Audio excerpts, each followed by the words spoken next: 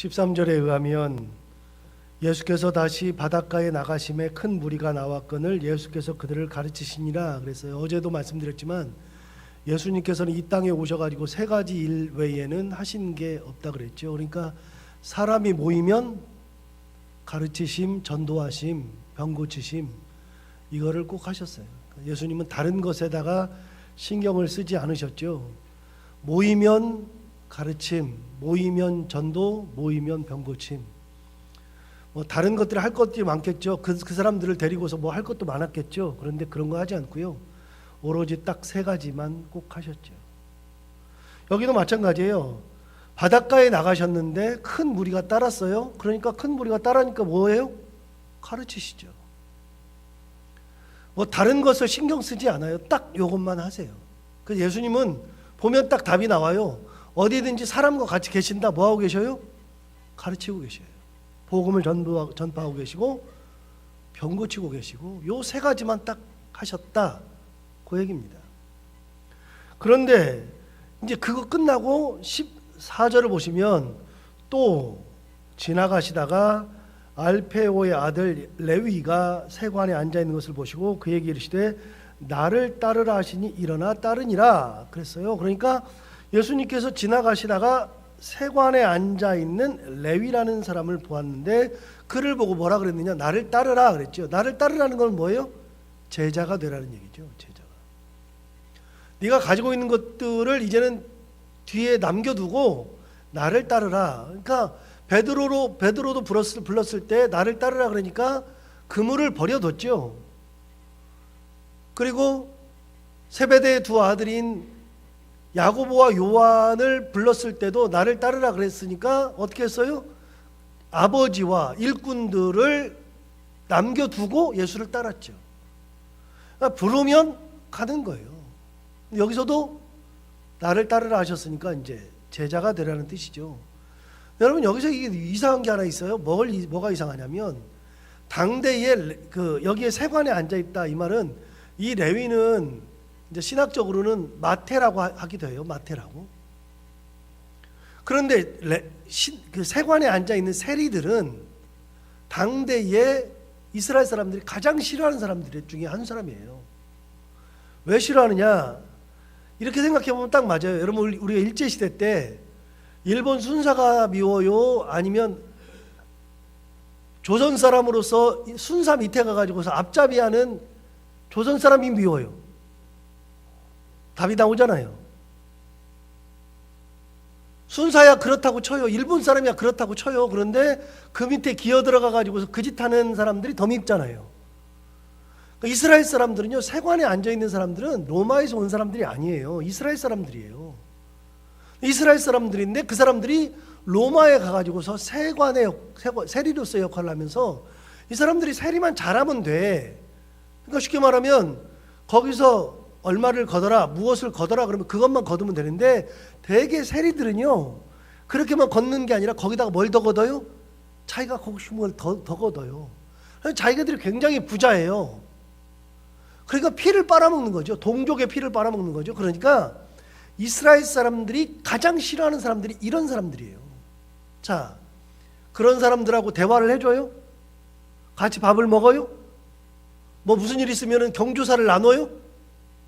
동네에 살지만 투명인간 취급하는 거죠.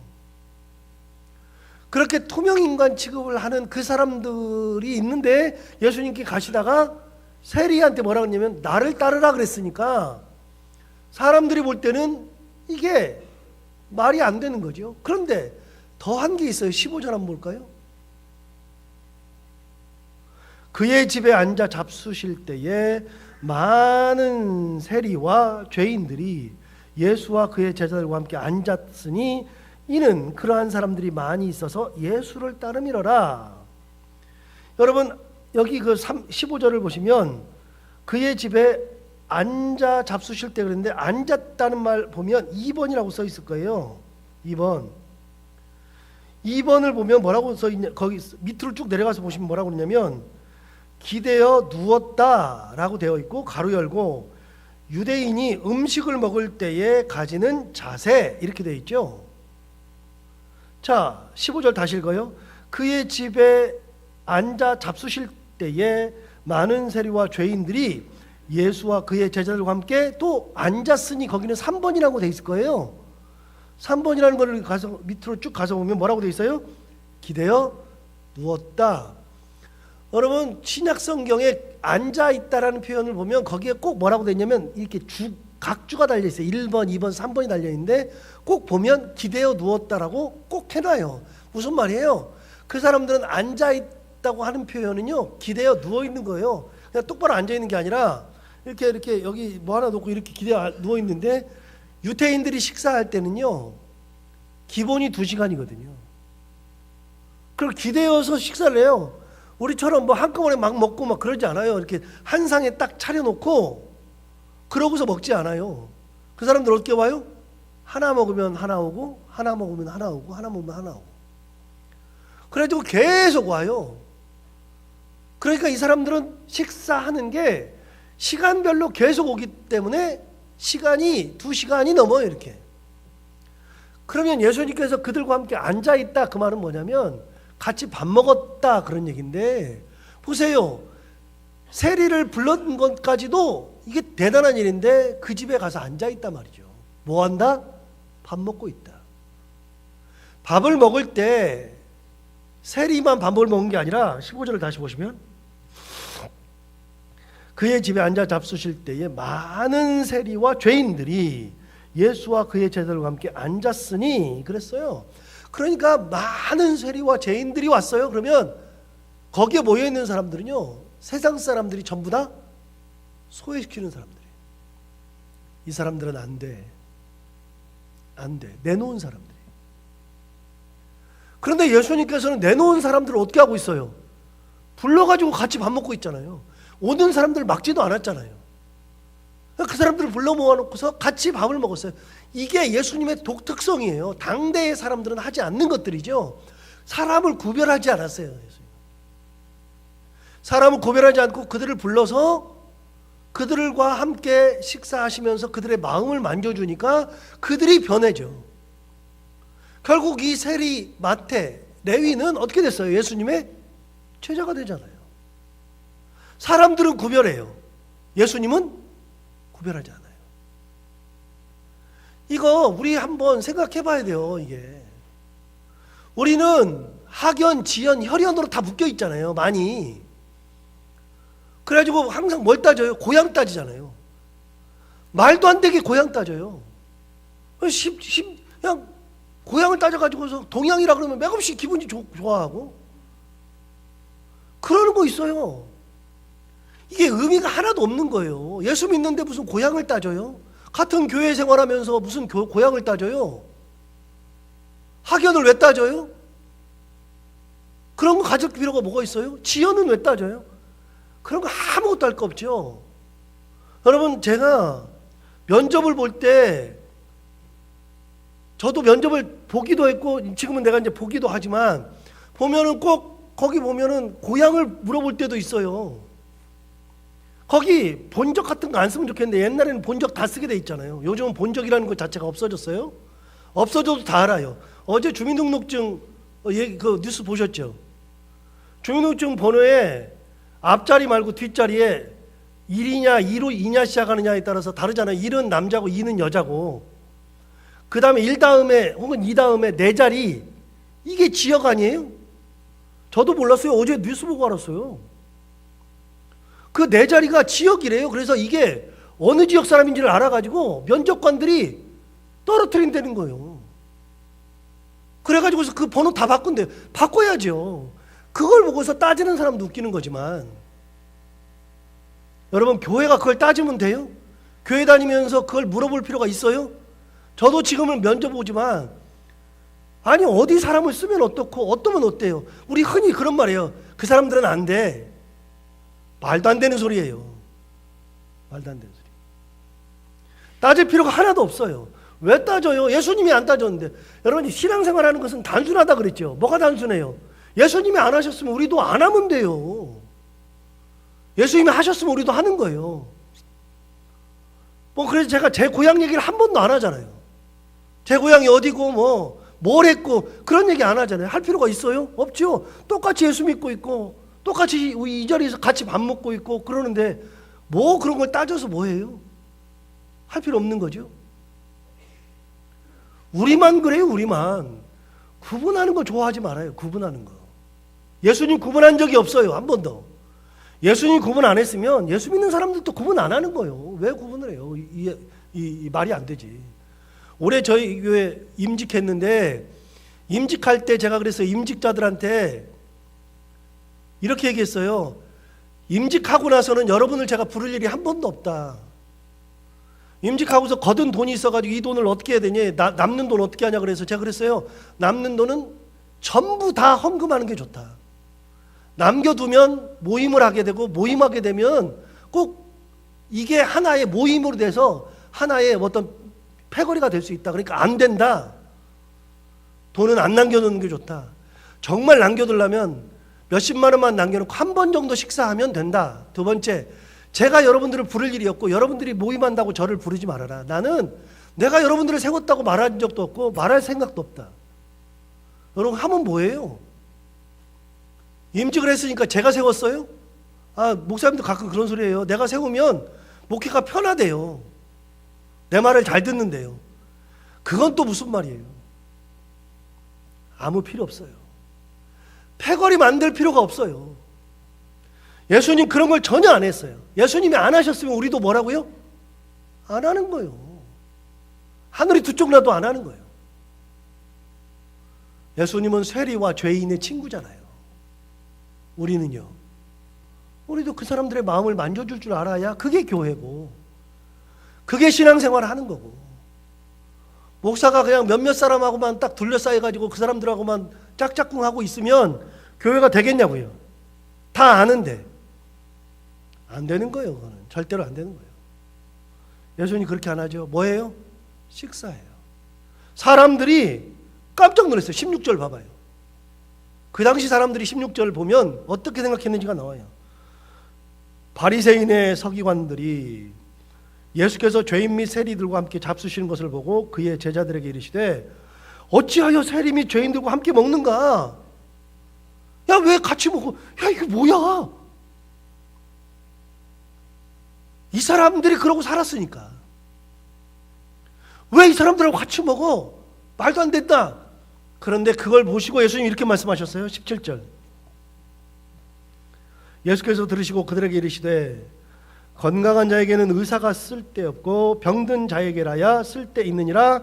나는 의인을 부르러 온 것이 아니요 죄인을 부르러 왔노라 하시니라.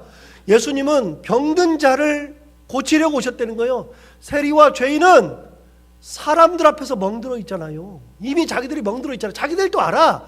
내가 돈을 많이 걷어가지고서 사람들에게 미움받는 거 알아. 같이 못 올리는 거 다 알아요. 죄인들은 아예 죽은 듯이 살아요. 주님은 뭐하러 오셨다고요? 병든 자들을 고치러 오셨다고요. 예수님이 이러고 사셨어요. 그런 예수님을 이 사람들이 받아요? 못 받죠. 그런데 이 땅에 있는 교회가 이렇게 살아야 된다고요. 예수님처럼. 그게 교회고 그게 신앙생활 하는 거예요. 이거 암암리에 다 무시하고 살아요. 교회마다 이런 게 얼마나 많은지 몰라요. 다 깨져야죠. 전부 다. 안 깨지면 교회 아니에요. 안 깨지면 예수님의 제자들이 아니에요. 크리스천들 아니에요. 이거 다 깨져야죠. 주님이 그렇게 하셨어요. 얼마나 감사해. 우리 주님 이런 분이에요. 그러니 나 같은 사람도 구원하시죠. 그러니 여러분들도 구원하시죠. 얼마나 추악해요. 그런데 구원하시잖아요. 왜요? 사람을 안 가리셨으니까 나를 구원하시는 거예요. 사람을 가리셔봐요. 저 같은 사람을 어떻게 구원하시냐고요. 태어날 때부터 그렇게 태어나고 그렇게 자랐고 그런 생각하고 자랐고 그냥 맨날 미신 속에서 살았고 이런 사람들 추해가지고 어떻게 구해요? 그런데 예수님은 사람을 구별하지 않으니까 구원하시잖아요.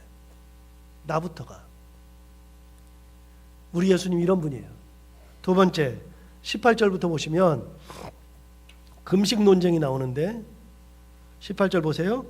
요한의 제자들과 바리새인들이 금식하고 있는지라 사람들이 예수께 와서 말하되 요한의 제자들과 바리새인의 제자들은 금식하는데 어찌하여 당신의 제자들은 금식하지 아니하나이까. 자, 당대에 제가 마태복음 할 때 말씀드렸어요. 공동체가 있었어요. 그래서 요한이 데리고 있는 공동체를 요한 공동체, 예를 들어서 누가 데리고 있으면, 제가 데리고 있으면 창원 공동체, 이런 거요. 그래서 선생님의 이름을 따서 공동체를 다 만들었어요. 여기는 요한의 제자들이라고 나오지만 이제 학자들이 얘기할 때는 공동체라고 얘기를 해요. 그래서 예수님의 제자들은 무슨 공동체예요? 예수 공동체.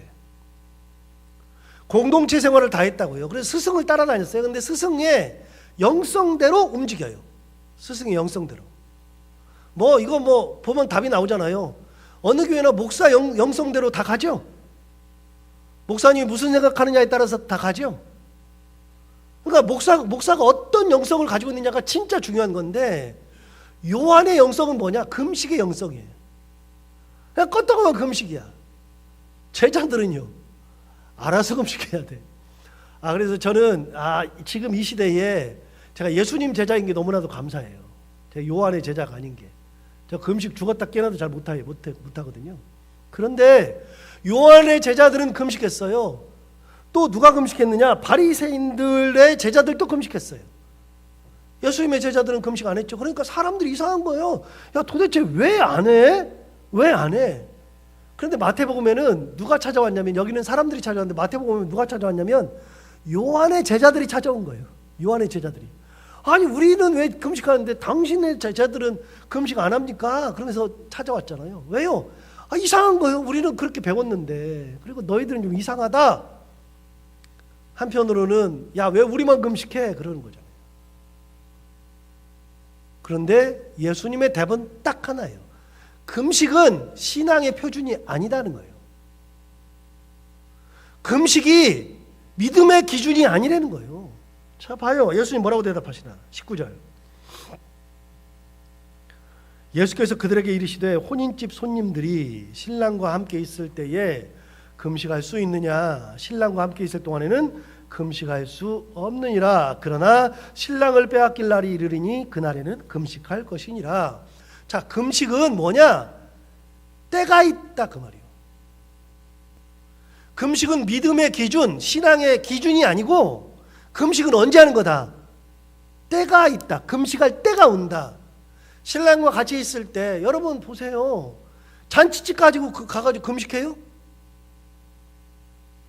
그건 말이 안 되지. 자기가 믿음이 있다 없다 그건 말을 할 게 아니죠. 잔치집 가서는 뭐 해야 돼? 먹고 즐겨야지. 잔치집 가서 금식하는 사람은 뭘 만드는 거예요? 잔치집을 초상집 만드는 거죠. 초상집. 남의 잔치에 가서 초치고 오는 거잖아요. 말이 안 된다 그 말이요. 때가 있다. 먹어야 될 때, 즐겨야 될 때, 금식해야 될 때가 온다. 언제? 신랑을 빼앗길 때. 다시요. 금식은 신앙의 기준이 아니다. 믿음의 기준도 아니다. 그러니까 여러분, 금식을 진짜 많이 하는 사람들 만나잖아요. 그 사람이 믿음이 좋다. 우리 지금까지 그렇게 생각했어. 아니요. 예수님의 기준은 그게 아니에요. 그게 아니에요. 금식을 밥 먹듯이 하는 사람들은요, 믿음이 좋은 게 아니라 다 요한의 제자들이죠. 요한의 제자들. 금식은 때가 있어요. 진짜 금식해야 될 때. 목숨 걸고 금식해야 될 때. 40일 금식도 해야 될 때가 있어요. 그래서 저는 40일 금식했다 그러면 숨이 턱턱 막히는데, 그걸 막 2번, 3번 했다는 소리를 들으면요, 저 인간으로 제가 안 보여요, 사실. 어떻게 저렇게 하냐. 그분은 그렇게 하죠. 근데 놀라운 게 있어요. 제 말이 아니에요. 제 말이 아니에요. 누구 말이냐? 지금부터 하는 말은 김준홍 목사님 말씀이에요. 제가 신대원 다닐 때 김준홍 목사님이 하셨던 말씀이에요. 이렇게 말씀하셨어요. 금식하는 사람들은 꼭 40일 금식한 사람들은 꼭 10분 내에 40일 금식한 얘기가 나온대요. 뭔 말이냐? 자랑거리가 된다는 거예요. 자랑거리가. 계속 그 얘기 한대요.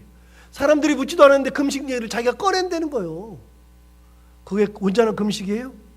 금식을 왜 하는데? 보여주려고? 아니잖아요. 그러면서 그분이 하셨던 말씀이 이거예요. 제가 이게 새벽기도 때 2번인가 말씀드렸는데, 친구가 갑자기 죽었다고 연락이 와서 갔더니, 그냥 자기가 젊었을 때니까 자기 가서 봤더니 부인이 있고 조그마한 애가 하나 있는데, 애가 콧물 질질하면서 엄마가 울고 있으니까 옆에서 울고 있고, 가관이더래. 그래서 물어봤대요. 도대체 왜 죽었냐 그랬더니 40일 금식하다가 38일째인가 죽었대. 그걸 보니까 얼마나 답답한지 그분 말씀이에요. 이렇게 말씀하셨어요. 분명히 천국 가면 예수님한테 혼날 거래. 갈지 안 갈지 모르지만 가가지고 예수님한테 혼날 거래. 왜 혼나느냐? 예수님이 그렇게 말씀하신대요.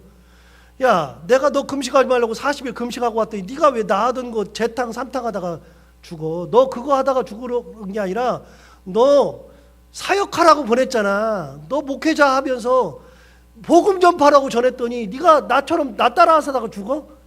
혼날 거라는 거예요. 그거 별로 좋은 거 아니죠. 금식은 언제 하는 거라고요? 때가 있다고요. 금식한다고 믿음이 좋은 게 아니라 금식은 해야 될 때 그때 목숨 걸고 하는 게 금식이라는 거죠. 그래서 그 때를 얘기하면서 무슨 얘기 하시는 거예요? 21절, 22절은 그 때에 대한 얘기를 하는 거예요. 21절 볼까요? 이렇게 얘기했어요.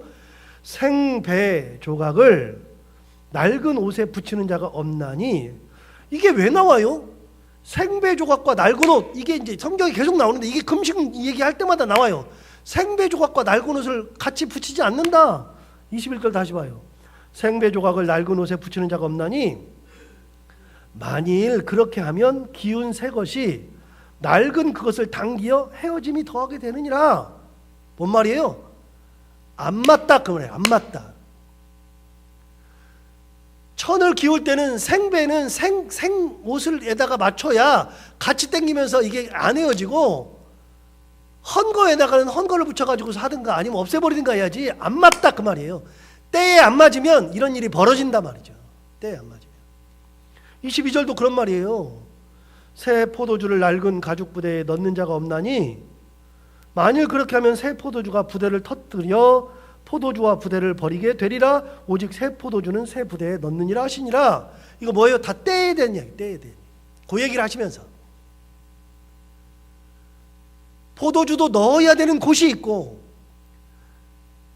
기울 때에도 기우는 것들이 있는 거지 맞지 않는 것들을 붙여놓으면 안 된다 그 말이에요. 안 됩니다. 때에 맞게 금식하고 때에 맞게 즐기고 그래야지. 이거를 뭐 대단한 양 얘기하는 것 자체도 말도 안 됩니다. 대단한 거 아니에요. 금식한다 그래서 대단한 거 아니에요. 금식하면 아, 저 사람 진짜 하나님 앞에 목숨을 걸고 기도할 일이 있구나. 같이 기도해 주는 거지. 그건 믿음의 표준이 아니고 신앙의 기준도 아니에요.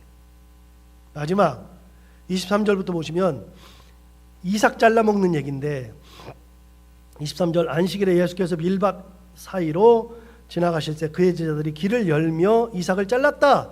안식일날 이삭 잘라 먹은 얘기잖아요. 이 논쟁 뭐 아니까. 그랬더니 24절에 바리새인들이 예수께 말하되 보시오 저들이 어찌하여 안식일에 하지 못할 일을 하나이까. 지금 무슨 뭐가 인 거예요? 안식일날 잘라 먹었다고 지금 예수님 앞에 생떼 쓰는 거잖아요. 그러니까 이 사람들은 뭐냐? 귀한 것이 뭐냐면 사람의 목숨보다도 자기들이 만든 제도가 더 귀하다고 얘기하는 거예요. 제도가 사람보다 귀한 거예요. 하나님은 안식일을 기억하여 거룩히 지키라고 말씀하셨는데 그때 거룩하게 지키는 것 속에 이삭을 잘라먹는 얘기는 없었어요. 그런데 사람들이 만들어 놓은 거잖아요. 사람들이. 하나 물어볼게요. 안식일날 이삭 잘라먹으면 거룩하지 않아요? 우리 옛날에 그랬잖아요. 안식일날 뭐 사먹으면 혼났잖아요. 저도 고등학교 때 우리 전도사님한테 안식일날 뭐 주일날 뭐 사먹는다고 혼난 적도 있어요. 우리 전사님한테. 지금 그분 저기 김포에 계시는데 혼났어요. 근데 지금 보니까 안식일날 다 하던데. 이제는 많이 해방됐어요. 너무나도 감사하죠. 너무나도. 뭐가 귀중한 거예요? 제도가 귀중해요? 사람이 귀중해요? 제도를 누가 만들었어요? 사람이 만들어 놓고 거기 제도다가 사람을 집어넣어 버리잖아요. 제도에다가 사람을 집어넣으려면 하나님이 만들어 놓은 제도라 그러면 우리가 들어가야죠. 근데 사람이 만들어 놓고 하나님의 피조물인 우리 인간을 거기다 집어넣어 놓고서 제도 속에서 살으라 그러면 안 되잖아요. 다 필요 없잖아요. 이 사람들 제도를 귀하게 여기죠. 예수님 답이 뭐예요? 예수님이 뭐라고 답하느냐? 27절 또 이르시되 안식일이 사람을 위하여 있는 것이요 사람이 안식을 위하여 있는 것이 아니니 이러므로 인자는 안식일에도 주인이니라. 예, 사람을 위해서 안식일이 있는 거지 안식을 위해서 사람이 있는 게 아니다. 제도를 위해서 사람이 있는 게 아니라 사람을 위해서 제도가 있는 거다. 예수님의 답은 명확하죠. 예수님의 답은. 예수님은 사람을 구별하지도 않지만 제도 속에 매는 것도 원하지 않으세요. 이게 예수님의 마음이죠. 우리는 신앙생활하면서요 한 번씩 돌아봐야 돼요.